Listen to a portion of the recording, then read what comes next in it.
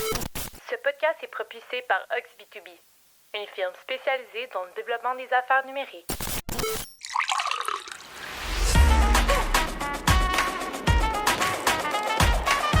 Bonjour et bienvenue au podcast B2B & Go, le podcast qui vous sert à chaque épisode une bonne dose des meilleurs outils et pratiques de vente et marketing B2B.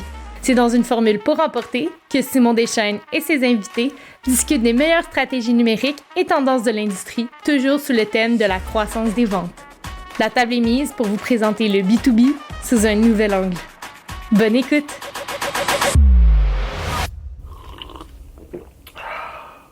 Alors bonjour, aujourd'hui on vous présente un sujet super intéressant. On va parler de prospection, on va parler de ciblage en mode développement d'affaires. Donc sans plus tarder, je vous présente mon invité d'aujourd'hui qui est Nicolas Bolly. Tu travailles pour Gazelle.ai, une compagnie montréalaise, puis tu vas nous dire tout ce que ça fait, tout ce que ça mange en hiver. Exactement. Merci de me recevoir déjà, Simon. Super plaisir. Donc oui, Gazelle.ai, donc une entreprise ici basée à Montréal, mais vraiment avec un spectre, vous allez voir, qui est global déjà. Ce qui est Gazelle, en fait, c'est la première base de données qui offre une vision à long terme sur ce que va être la croissance des entreprises. Déjà à l'origine, nous on était intéressés à identifier plus rapidement des entreprises qui allaient être en croissance, et on a identifié aujourd'hui différents segments pour pouvoir justement prédire avec précision cette croissance-là. Et vous allez voir, je vais vous en reparler tout à l'heure, mais jusqu'à 92% de précision, on est capable de vous dire cette entreprise-là va prendre de la croissance dans les 18 à 24 mois. Donc un outil de ciblage lorsque vous faites de la prospection B2B qui est assez révolutionnaire en effet. Donc ça sert à trouver principalement des noms d'entreprises, de l'information sur les entreprises. Peux-tu nous en parler un peu plus en détail, les territoires que vous couvrez, les industries que vous couvrez? Bien sûr. Alors oui, alors les industries qu'on va couvrir, nous c'est sûr que, puis je pourrais revenir un petit peu là-dessus, le pourquoi est-ce qu'on a créé cet outil, mais on va cibler à peu près 950 industries, donc les industries qui ont les plus de flux de commerce internationaux. Donc on va avoir vraiment des industries qui sont très classiques, j'ai envie de dire l'automobile, l'aérospace, etc. Et puis des industries qui sont beaucoup plus émergentes aussi, les fameuses clean tech, fintech, etc., etc. Donc on va couvrir tout ce spectre-là. Mais ce qui nous intéresse avant tout, nous, c'est des entreprises en croissance. Et puis c'est d'ailleurs pour cela, je ne sais pas si vous connaissez le terme d'une entreprise, Gazelle. On connaît tous les fameuses unicorns, ces énormes entreprises avec des capitaux absolument incroyables. Une entreprise Gazelle, en termes de développement économique, c'est une entreprise qui a une croissance de 20% par année, 5 années consécutives. C'est ce qui est formidable avec ces entreprises, c'est que souvent elles sont sous le radar de tout le monde, mais elles doublent de taille tous les 5 ans. Et elles ont besoin de tout, beaucoup plus que les autres. Elles ont la part du lion dans la création d'emplois, elles vont chercher des services professionnels, elles ont besoin de financement, elles vont avoir besoin d'infrastructures IT, elles vont avoir besoin de consultations, elles vont avoir besoin de s'étendre sur des marchés étrangers. Mais souvent, on les connaît pas, ou très très peu. Et c'était le but de l'outil Gazelle, c'était justement d'identifier ces entreprises à un niveau très préliminaire, justement pour qu'on puisse prendre contact avec elles avant tout le monde et être les premiers, en fait, à prendre contact avec elles, simplement. C'est vraiment intéressant pour l'avoir vu en démo aussi. Peut-être davantage nous parler de son utilité pour des entreprises, dans le fond, qui commercialisent leurs produits, leurs services à d'autres entreprises, tout ce qui en est B2B. Ouais. Écoute, je prendrais simplement, Simon, notre exemple en fait précis, parce que c'est vraiment la raison pour laquelle on a créé l'outil. En fait, au départ, c'était un outil qui était interne. On a une autre entreprise qui s'appelle ROI, Recherche sur les occasions d'investissement. C'est une entreprise qui est B2B à 100%, c'est-à-dire que nous, on va travailler avec des agences de développement économique. Donc depuis une vingtaine, un petit peu plus, presque 25 ans, on allait travailler avec ces agences et on cherchait à identifier des entreprises partout sur la planète qui étaient en expansion. Donc des entreprises qui vont prendre de l'expansion sur un nouveau territoire. Pourquoi ? Parce que des agences gouvernementales, encore une fois, cherchent à attirer ces entreprises. On veut créer de l'emploi, évidemment. Et on passait à peu près 80% de notre temps à faire de la recherche, plutôt que de contacter ces entreprises et plutôt que d'aller justement présenter le territoire. On utilisait à peu près toutes les bases de données que vous connaissez aujourd'hui sur le marché. On faisait de la magie sur Excel pour regrouper toute cette information. On avait plein d'écrans devant nous, c'était beau, mais c'était complètement inefficace. Donc très vite, on s'est demandé, est-ce qu'il serait possible, et puis là je vous reparle de ça en 2012, d'utiliser l'intelligence artificielle, le fameux Big Data, qui était un peu un grand terme marketing à l'époque, pour justement prédire la croissance de ces entreprises. Pourquoi on cherchait à faire ça? Parce qu'encore une fois, on sait que ces entreprises ont besoin de plus, de tout, plus que toutes les autres entreprises. Donc, si on pouvait arriver à identifier le 5 à 10% d'entreprises qui est vraiment notre cœur de cible, eh bien, on sait qu'on va être beaucoup plus efficace. Donc, l'idée de ROI, c'était cela. Donc, au début, vraiment un outil interne pour identifier plus rapidement les entreprises. Là, vous avez 50% du travail qui est fait. L'autre 50%, c'est qu'une fois que j'ai ces entreprises, on a des contacts, évidemment, on a des emails, on a des LinkedIn, on a toute l'information sur l'entreprise. On sait quand est-ce qu'elle a reçu du financement, à quel salon est-ce qu'elle participe. J'ai même d'informations sur sa localisation internationale, ce qu'on appelle le Global Footprint. Donc, on sait beaucoup de choses sur elle. Mais ça me permet de personnaliser le discours. C'est-à-dire, plutôt que d'envoyer, comme on le faisait au début des années 2000, 20, 30, 50, 100 000 emails en espérant que quelqu'un réponde, aujourd'hui, on envoie très peu d'emails, mais ils sont hyper personnalisés sur la réalité de l'entreprise. Et là, l'entrepreneur voit tout de suite qu'on a une recherche derrière. Il y a une forme de richesse un petit peu dans l'information qu'on lui envoie, qui fait que nos fameux KPIs, les indicateurs de performance, eh ben, ont été augmentés d'une façon drastique. Donc aujourd'hui, on arrive à des 10-15% de retour par rapport à des emails. Pourquoi? Parce que c'est très personnalisé. L'entreprise, oui, est en croissance, mais en plus, l'information qu'on a sur l'entreprise est vraiment très riche. Donc c'est un petit peu cette dualité, j'ai envie de dire. Oui, le ciblage qui est primordial. On arrive vraiment à aller chercher des entreprises qui valent la peine. C'est le 5 à 10% de celles qu'on veut rejoindre. Et deux, c'est d'avoir une information qui est à jour sur l'entreprise et qui parfois passe complètement sous le radar parce qu'on n'a pas le temps et le cerveau humain ne peut pas générer toute cette information. C'est impossible. Donc l'intelligence artificielle nous aide énormément sur ce volet-là. C'est super intéressant, mais Merci. C'est très puissant aussi. Je pense que ça prend un peu de formation quand même pour être capable de l'utiliser, là. Oui, alors l'outil, on est très reconnu justement pour le côté, je m'excuse du terme anglais, user-friendly. Dans le sens, c'est assez naturel à utiliser. Par contre, il y a beaucoup de petites façons de travailler qui vont encore plus accélérer la chose. Donc nous, de toute façon, dès qu'on a un nouvel organisme, une organisation, une entreprise qui va utiliser Gazelle, on déploie, je dirais, plusieurs sessions de formation pour s'assurer qu'il y a une dextérité qui est absolue sur la plateforme et justement que les gens soient capables de l'utiliser à 100% du potentiel de l'outil. Mais ça va très vite et puis ça devient quelque chose un petit peu d'addictif. Dès qu'on va chercher une entreprise, on va aller voir dans Gazelle qu'est-ce qu'on a sur elle, quelle est sa prédiction de croissance, est-ce que je suis dans le bon chemin ou pas, et puis aller chercher de l'information sur cette entreprise, simplement. Parlons justement de toutes les petites informations, le fun à avoir. Tu sais, qu'est-ce qui vous distingue? Puis au niveau, on parlera un petit peu plus du G-Score après. J'ai une question pour toi. Ouais.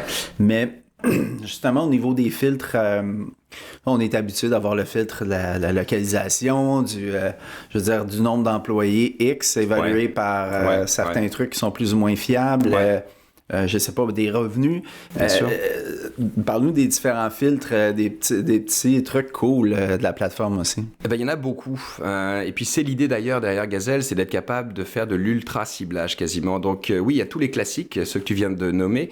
Évidemment, oui, le nombre d'employés. Et puis d'ailleurs, même quand on a créé la plateforme au tout départ, je vous disais, toutes les autres bases de données nous offraient du data qui était très basique sur les entreprises. Souvent, c'était le nombre d'employés. On pouvait l'avoir encore plus précisément souvent juste en allant sur LinkedIn, et les revenus. Mon problème à moi, c'est que nous, on s'intéressait aux 99% des entreprises qui sont des entreprises privées qui ne publient pas leurs chiffres. Donc, qu'est-ce que je fais, moi, pour aller chercher des entreprises en basée sur leurs revenus? Donc, on a été chercher, et puis il y a plusieurs sources de données derrière Gazelle, des sources publiques, des sources privées et des sources propriétaires. Dans les sources privées, on va travailler avec ce qu'on appelle des data brokers, donc c'est des fournisseurs de données. Et par exemple, sur les revenus, on va aller chercher ce point de data de plusieurs fournisseurs pour pouvoir comparer la donnée.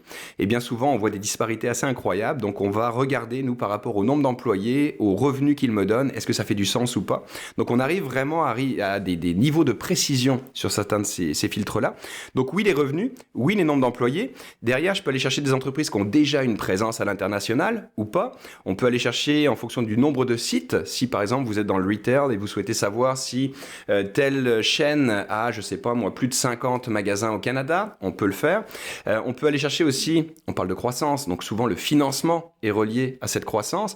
Et une chose que j'aime beaucoup faire, sors-moi par exemple au Québec des entreprises qui ont reçu du financement dans les 6 derniers mois et on veut au minimum une série B parce qu'on sait que c'est là que l'entreprise va commencer à déployer au niveau plus national, international, donc il y a peut-être plus d'offres à aller faire. Donc on peut faire tous ces filtres-là Puis évidemment, on en parlera, le fameux G-score, qui est la prédiction de croissance de cette entreprise. Donc par exemple, donne-moi au Québec ou, je sais pas, au Texas ou en Corée, des entreprises qui, oui, reçoivent du financement, mais surtout qui ont une chance de poursuivre cette croissance dans les 18 à 24 mois. Ça, c'est intéressant. Puis, vous dites que c'est à 80... En fait, cet indice-là est à 92% du temps fiable. Ouais.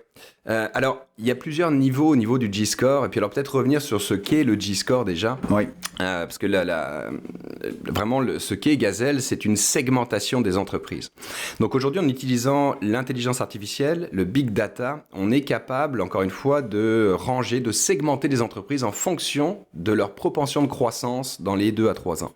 Alors, ce que l'on a fait, nous, au départ, encore une fois, je vous l'ai dit, on avait des données très basiques sur les entreprises. Donc, on a été chercher des millions de points de données pour agrémenter tout cela. Je ne peux pas tous les donner ici, mais on a à peu près 3 niveaux vraiment de données. On va regarder des données sur l'entreprise, des données sur l'industrie et des données géographiques. Donc, au niveau de l'entreprise, par exemple, on va regarder, évidemment, est-ce qu'elle a reçu du financement, l'évolution des ventes. On va regarder l'évolution du nombre d'employés. Derrière, on va aller pousser plus précis. On va regarder combien est-ce qu'elle dépense en R&D, ces entreprises. Est-ce qu'elle a déposé des nouveaux brevets récemment? On va regarder ce que j'appelle en anglais, je m'excuse, le Job Intensity Posting. À quel moment est-ce que cette entreprise, je remarque qu'il y a des pics dans les embauches d'ingénieurs, dans quelle expertise, ou des vendeurs qui parlent quelle langue? Ça m'indiquerait qu'ils essaient de percer certains nouveaux marchés. Est-ce qu'ils vont dans des salons internationaux ou pas? Etc., etc. Ensuite, on s'intéresse au niveau de l'industrie. On va regarder, par exemple, quelle est l'intensité des exportations. On va comparer l'entreprise avec l'industrie pour voir si elle performe mieux ou moins bien. On va regarder les salaires, les bénéfices, etc., etc. Et on va terminer au niveau géographique pour essayer de comprendre là où est située l'entreprise. Est-ce qu'elle a un avantage compétitif? Quel est le coût de l'énergie? Quel est le coût de l'imposition des entreprises dans cette géolocalisation? Etc., etc. Ces 3 sources de données, ça nous permet aujourd'hui, en fonction de la puissance des signaux qu'on reçoit, de ranger des entreprises de 1 à 5. Et ça, c'est vraiment du prédictif. Donc, c'est la grosse différence avec Gazelle. On est dans le futur. On vous dit ce qui va se passer dans les entreprises. 1 à 5, ce que cela veut dire, une entreprise qui a un G-score de 1, c'est pas une mauvaise entreprise. Mais une fois par an, quand on revient sur notre prédiction, juste pour voir est-ce qu'on avait raison ou pas, les G-scores de 1, on s'aperçoit qu'il y a quand même 4 à 6% des entreprises qui ont poursuivi de la croissance. Par contre, les G-scores de 5, c'est là qu'on a le 92% de précision, c'est-à-dire que la technologie a raison 92% du temps, et cette entreprise spécifique va prendre de l'expansion. Donc la façon d'utiliser Gazelle et surtout le G-score aujourd'hui, des gens qui ont peu de temps pour faire de la prospection ou des gens qui veulent aller tout de suite vers les résultats les plus probants vont forcément se bâtir un funnel avec différents G-scores. Donc je vais garder un petit peu des G-score 1 parce qu'on sait qu'il y en a qui sont très très bonnes là-dedans. Je vais prendre un petit peu plus de 2. Je vais prendre pas mal tous les 3, et puis les 4, 5, 6, là on les embarque, parce qu'on sait que ce sont des entreprises qui ont des expansions qui s'en viennent. Donc c'est vraiment au niveau du targeting, au niveau du ciblage, qu'on va utiliser ce fameux G-score, qui encore une fois peut être très très très précis sur la future croissance des entreprises. Wow. Puis vous annexez des nouvelles entreprises, j'imagine, constamment. Constamment, absolument. C'est fait par l'intelligence artificielle aussi. Oui, non, absolument.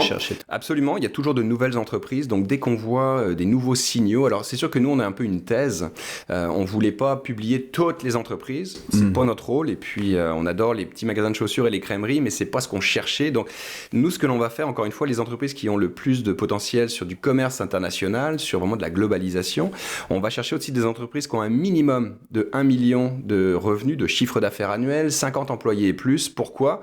Parce que ce sont ces entreprises-là qui ont le plus d'impact lorsqu'elles commencent à grossir sur une économie locale. Donc on va vraiment regarder ces entreprises-là. Donc dès qu'il y a des nouvelles entreprises, oui, automatiquement elles vont arriver dans la plateforme qui va se populer.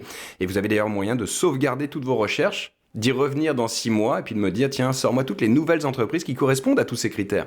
Comme ça, on va encore plus vite dans ce futur ciblage. Ah oui, il y a des features qui sont vraiment intéressantes. Donc, aller sur des trade shows puis de voir qui sont les entreprises par industrie, tout ça, qui sont... Absolument, ouais. Absolument. D'ailleurs, les salons, c'est quelque Ouais. chose de très en demande. Pourquoi? Parce que nos clients eux-mêmes peuvent nous dire, tiens, j'aimerais que vous me publiez tel salon dans tel domaine, industrie ou géographie. Et puis dans ce cas, ça nous permet de se préparer 3 à 6 mois à l'avance et puis d'aller voir qui est-ce que je vais rencontrer dans ces salons-là. Donc encore une fois, on est dans le ciblage B2B à fond et on permet de se préparer beaucoup plus en amont par rapport à tous ces événements qui coûtent très très cher à la PME aujourd'hui. J'ai fait un test juste pour le plaisir. Je n'en ai pas parlé encore. La semaine dernière, je pense que c'est la semaine dernière, j'ai contacté une entreprise. J'ai fait une petite recherche. Une entreprise qui était venue voir notre site Internet. Ouais.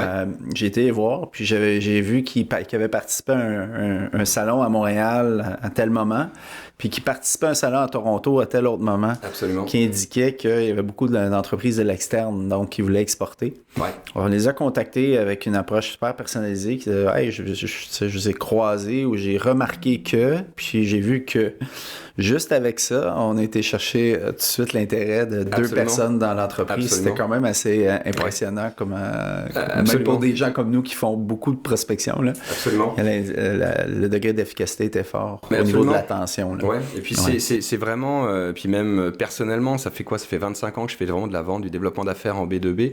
C'est vrai que le marché évolue énormément. Les techniques aussi de outreach, comme on le dit, ont évolué. Et puis c'est vrai que ce qui fonctionnait il y a 20 ans fonctionne plus aujourd'hui. Il y a 20 ans, on prenait un annuaire quasiment et puis on appelait quasiment sur une rue en croisant les doigts que quelqu'un réponde. Aujourd'hui, malheureusement, ça ne fonctionne plus ou beaucoup moins bien. Donc, je crois toujours en la puissance du téléphone, je crois toujours en l'email, je crois toujours en médias sociaux. Mais aujourd'hui, c'est ce mix un petit peu de tout cela qui vient agrémenter la sauce. Et cette personnalisation-là, je crois que c'est le secret, en fait, pour avoir de la réussite. Quand on est capable de montrer qu'on a fait un petit peu nos devoirs avant de rejoindre une entreprise, plutôt que d'envoyer le même message à 10 000 entrepreneurs au Québec, encore une fois en croisant les doigts, ce qui marchait à l'époque fonctionne plus du tout aujourd'hui. Donc, la plateforme permet justement d'aller chercher cette personnalisation en un clin d'œil. On a un profil avec toute l'information sur l'entreprise, des rapports industriels, tous leurs médias sociaux, encore une fois, les salons auxquels ils vont participer, etc. etc. Donc, on gagne du temps. Oui, c'est très... justement, tu m'amènes sur l'approche multicanal, d'ailleurs, dont tu viens de parler. Ouais. Est-ce que tu peux nous partager certaines astuces, certains trucs? Parce que, dans le fond, dans ton parcours, tu as travaillé aussi avec l'agence ROI que tu parlais tantôt. Ouais. Donc, tu as été dans l'action.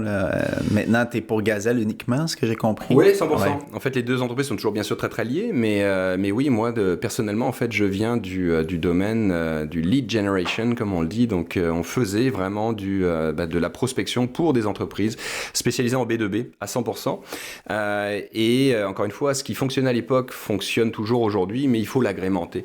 Et ce que je vois, moi en tout cas, ce qui fonctionne très très bien aujourd'hui, oui, cette personnalisation à l'extrême, mais de tout. C'est-à-dire qu'on va souvent utiliser le marketing global pour faire du positionnement de notre marque auprès d'une industrie spécifique, et puis on va pousser notre ciblage encore plus loin. On va cibler des industries, par exemple l'industrie bancaire, par exemple l'industrie de l'assurance, les services financiers, etc. Une fois qu'on va avoir identifier nos principaux segments industriels, on va identifier des personas dans ces entreprises. À qui est-ce que je veux parler? Est-ce que je veux parler à un niveau de manager, de directeur, de vice-président? Puis si c'est du vice-président, c'est une très bonne chose, mais est-ce que je veux aller aux opérations? Est-ce que je veux aller aux ventes ou au marketing, aux finances?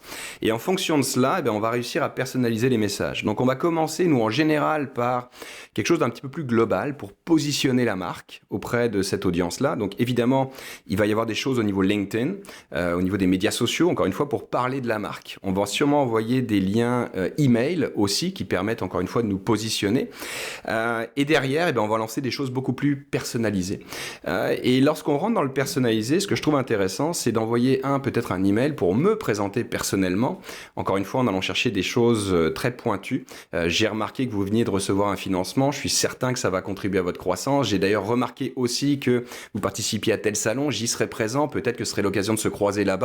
Puis d'ailleurs, en lisant le dernier rapport industriel, j'ai remarqué que votre segment allait exploser dans les 2 prochaines années. Je serais vraiment intéressé à vous présenter ce que l'on fait. Ça, c'est une chose. Derrière, ça va me prendre une connexion LinkedIn. Donc souvent, je vais lui envoyer une petite invitation qui fait référence à l'email que je viens de lui envoyer. Et derrière, on va finalement aller sur du téléphone. Le téléphone, j'y crois encore. On voyait il y a quelques années, télémarketing is dead. Moi, j'y crois pas. Pourquoi? Parce que le téléphone me permet d'aller confirmer les choses, d'aller confirmer la prochaine étape de la relation. Et puis souvent, le rendez-vous, il va se booker quand on est au téléphone avec le décideur. Par contre, dans toutes ces approches-là, et c'est là que je vois la grosse différence aujourd'hui, il faut être non-vendeur. C'est-à-dire que je ne vends plus rien, je me présente à toi et puis je peux t'apporter en fait du soutien dans la croissance. Et c'est ça qui fait une grosse différence. Donc oui, le multi-approche, oui, la personnalisation et l'approche, comme on le dit, non-salesy, où plus on vend, moins on va vendre au final. Donc vraiment apporter un petit peu plus du conseil, du guidage et puis Faire travailler valoir avec eux. l'impact de la solution sur un pain que tu perçois de cette entreprise-là, Absolument. qui a été décelé par une croissance qui est annoncée, par du financement, par un besoin de détente, d'expandre parce que tu vois qu'ils sont présents à un salon, des choses comme ça. Absolument. C'est d'ailleurs le mot-clé, pain, je crois que tu l'as dit, c'est de réussir à trouver en très peu de temps comment est-ce que je peux les aider. Et dès qu'on a en fait ce pain, on accélère énormément en fait la mise en relation avec l'entreprise parce que tout de suite ils nous écoutent ou on crée un peu une curiosité donc on va entrer beaucoup plus facilement beaucoup plus que d'envoyer encore une fois ces milliers d'emails qui au final ne servent pas à grand chose quoi. Wow, c'est super intéressant. As-tu des exemples? Là, tu viens de donner un exemple avec les trade shows et tout ça. Je ne sais pas si tu aurais d'autres exemples de personnalisation. Je pense que ça, c'est d'un intérêt vraiment extrême là, pour notre histoire. Oui, non, encore une fois, ce dont je parlais un petit peu, je sais qu'on a fait ces exemples-là. Alors, je ne peux pas vous citer de nom ou quoi que ce soit, mais avec certains de nos clients, justement, on va travailler certaines des approches. Et puis, dans le domaine de l'assurance, c'est vraiment ce qu'ils font. Donc, ils vont aller chercher automatiquement avec Gazelle, par exemple, des entreprises qui viennent de recevoir du financement. Ce qui est intéressant, c'est qu'on sait combien ils ont reçu, quand est-ce qu'ils l'ont reçu et qui sont les financiers derrière. Donc on voit un petit peu les partenariats que l'entreprise est en train de développer. Donc quand on veut aller dans du très très haut niveau, moi je veux parler par exemple à un CEO, à un CFO, bien souvent je vais utiliser une petite excuse en fait pour prendre cette relation. Par exemple, je viens de voir qu'ils ont été nommés dans telle liste d'entreprises en croissance, les fameux Ernst & Young, les fameux Forbes, on en publie des centaines et des centaines sur la plateforme. Donc dès que je vois que l'entreprise est nommée dans une liste, souvent je vais prendre cette excuse-là. Congrats, je viens de voir votre nom dans la liste du Entreprise en croissance Québec, belle reconnaissance. D'ailleurs, j'ai aussi remarqué que vous veniez de recevoir du financement. Je suis sûr que ça amène certains challenges. Je me présente Nicolas, on aide des entreprises à poursuivre leur croissance en mettant en place certaines stratégies ou aux ventes au niveau du ciblage, etc. Peut-être pourrions-nous nous croiser. Je vois d'ailleurs que vous êtes au Salon Collision à Toronto au mois de juin. On y sera présent aussi. Par contre, pourquoi attendre le mois de juin? Je serai à côté de vos bureaux à Mississauga la semaine prochaine. Pourquoi pas prendre un petit café ensemble lorsqu'on se voit. Et cet effet de personnalisation-là, j'en parlais dans les années encore 2000, 2010, quand on envoyait 100 emails, on croisait les doigts pour recevoir un taux de réponse de 1%, 2%. C'était déjà, parlons pourcentage. C'était vraiment bien fait. Aujourd'hui, nous, on arrive à des KPI qui sont plus autour du 10 à 15%, je vous dirais, de retour. Soit des retours qui sont positifs, oui, en effet, ça m'intéresse, on pourrait peut-être prendre contact, ou des next steps, c'est-à-dire, merci, ça fait plaisir de vous connaître, pas tout de suite, mais revenez-moi dans 2 mois, puis on pourra se parler, ou alors, ce qui est encore un win pour moi, c'est la référence. Écoutez, moi, je suis pas disponible là, par contre, parlez à monsieur XY, mon CFO, qui pourra prendre rendez-vous avec vous. Puis là, on arrive vraiment avec un background un petit peu dans l'historique déjà, le CEO qui nous réfère au CFO, donc en général, la rencontre, elle va se faire, elle va se tenir. Donc, moi, ça me permet, encore une fois, d'accélérer. Donc, on investit beaucoup plus de temps dans la façon dans laquelle on va rejoindre des entreprises, mais le retour est 15 fois supérieur. Donc, au final, on y gagne, c'est indéniable. Fait beaucoup moins de temps en recherche qu'avant. C'était le but. À cause de Gazelle, plus de temps dans la façon d'approcher les gens. Ouais. Puis après ça nous fait gagner en efficacité, en vélocité aussi. Clairement, c'était le but d'inverser tout cela. On passait 80% du temps à faire de la recherche. Nous, on voulait passer 80% du temps à faire du outreach, d'être avec les entreprises et puis de personnaliser. Et puis plus loin dans le cycle de vente, est-ce que tu as remarqué des avantages aussi de la plateforme-là? On parle beaucoup du début. Bien sûr. Je te prends peut-être pied plat. Bien sûr, parce que nous, on a aussi cette possibilité. Puis moi, j'utilise l'outil à tous les jours. Évidemment, c'est devenu comme un outil de vente très classique, mais c'est bien de bâtir une relation, d'avoir des entrées dans les entreprises. C'est sûr que quand on va être dans la négociation, quand on va parler vraiment de la collaboration, puis il y a la 3e phase qui est vraiment de faire vivre après cette collaboration. Donc, bien souvent, on peut suivre les entreprises. Donc, moi, j'ai plus rien à faire. Je veux dire, je reçois de l'information sur toutes les entreprises avec lesquelles je travaille aujourd'hui. Donc ça me permet vraiment de bâtir beaucoup de choses avec elles, de bâtir des ponts, d'aller chercher peut-être des occasions de faire du upsell, du cross-sell, quand on va entendre parler, tiens, Je peux pas vous dire des noms encore une fois ici, mais j'ai un client qui a fait une acquisition il y a à peu près 2 mois d'un autre de nos clients. J'étais le premier quasiment à le savoir quand c'est sorti parce que, encore une fois, je reçois moi l'information. Donc ça me permet tout de suite d'aller faire des ponts, d'introduire mes 2 clients qui ne se connaissaient pas encore forcément, ils ne savaient pas que les 2 utilisaient nos solutions, mais on va commencer à se créer des opportunités comme ça. Donc moi je vois vraiment des opportunités, oui, le avant, le pendant et surtout le après, parce que ça va nous permettre, encore une fois, de créer des choses, de créer des ponts, pourquoi pas d'offrir des opportunités aussi à nos clients, parce que bien souvent je reçois de l'information, eux ne sont pas au courant, envoie-leur l'information et puis tu vas devenir un petit peu leur spécialiste ou un peu la référence dans leur industrie, puis ça en général les gens adorent. Donc permet d'effectuer une veille même pour tes clients. 100%. Et puis encore une fois, sans effort. On est passif, on reçoit l'information, c'est à nous de la partager. Puis Comment ça se passe à ce niveau-là? Est-ce que c'est une notification que tu reçois de la plateforme? Absolument. On peut générer notre propre newsfeed. Donc à partir de mots-clés, à partir d'entreprises que vous souhaitez suivre, vous allez recevoir toute l'information sur eux par email simplement. Et puis on vous informe sur ce qui se passe dans l'industrie ou dans ces entreprises-là. C'est un sujet passionnant, évidemment, pour nous qui sont en prospection. C'est clair qu'on pourrait en parler des heures. Écoute, je te remercie beaucoup de ta générosité ce matin. Je pense que c'était hyper intéressant pour les gens qui nous suivent, qui ont des défis en B2B. Puis je peux dire que Gazelle est connu de beaucoup, des agences économiques, beaucoup, mais encore peu de l'industrie privée. Absolument. C'est encore un secret bien gardé parce que nous, on a lancé l'outil, encore une fois, c'était un outil interne au départ pour nous, pour être plus efficace. Nos clients dans le domaine du développement économique, donc des agences gouvernementales, ont vu l'outil et nous ont dit « c'est super, on veut l'utiliser ». Donc on a lancé Gazelle officiellement en 2017 et depuis, ça a été viral, c'est-à-dire qu'on a à peu près 1500 agences qui nous utilisent déjà sur la planète et le secteur B2B vient à nous aujourd'hui tous les jours. Donc on a de nouvelles verticales qui s'ouvrent constamment. Des grandes banques commerciales évidemment sont intéressées pour financer la croissance de ces entreprises, mais des assureurs sont très intéressés aussi parce que c'est des cross-border, donc des gens qui vont prendre de l'expansion internationale. Ça vient avec son lot de risques. Des consultants aussi, etc., etc. Donc c'est encore un secret bien gardé, mais on est nous-mêmes une Gazelle et puis on prend justement beaucoup d'expansion. Ouais. C'était ma question au final. Tu me voles mon punch. Est-ce que Gazelle est une gazelle? Alors Gazelle est une gazelle évidemment. Et puis on est alors sans vouloir se taper sur le torse, mais on a la chance d'avoir été nommé dans toutes ces fameuses listes, les fameux Ernst & Young. On est dans le Fast 50. On a été nommé par le Financial Times, entreprise nord-américaine les plus en croissance encore en novembre 2022. Donc, on fait de plus en plus de bruit. Par contre, on essaie d'avoir une croissance justement qui est contrôlée, de le faire bien, de le faire avec nos clients et puis de poursuivre justement cette belle aventure. Mais en tout cas, c'est très très excitant. Ouais. Merci beaucoup, Nicolas. Merci de ta générosité aujourd'hui. Écoute, si on veut en apprendre davantage sur Gazelle, qu'est-ce qui est la meilleure façon? Est-ce qu'on te contacte toi? Est-ce qu'on contacte de tes collègues? Ou... Très facilement, tous les moyens traditionnels. Notre site internet est la meilleure porte d'entrée, gazelle.ai. Vous aurez accès évidemment à toutes nos principales features et puis toute l'équipe est là-dessus. Donc c'est une des plus belles façons de me rejoindre. Sinon, évidemment, LinkedIn, Nicolas Bolli. Toutes les façons traditionnelles, à part le fax. Aujourd'hui, on a tout le reste. Donc, n'hésitez pas, ça fera vraiment plaisir de vous renseigner. Parfait. Puis, on va prendre soin aussi des indiquer dans notre checklist. Merci. Merci, Simon, de l'invitation. Super Merci plaisant. Beaucoup. Vraiment ravi de te rencontrer. Merci.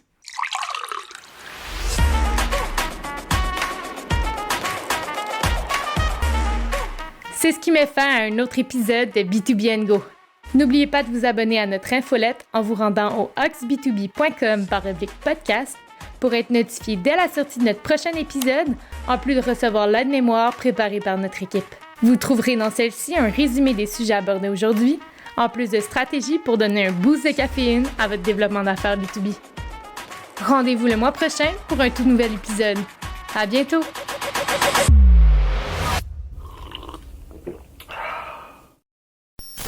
Le podcast que vous venez d'écouter est propulsé par Ox B2B, une firme spécialisée dans le développement d'affaires numériques.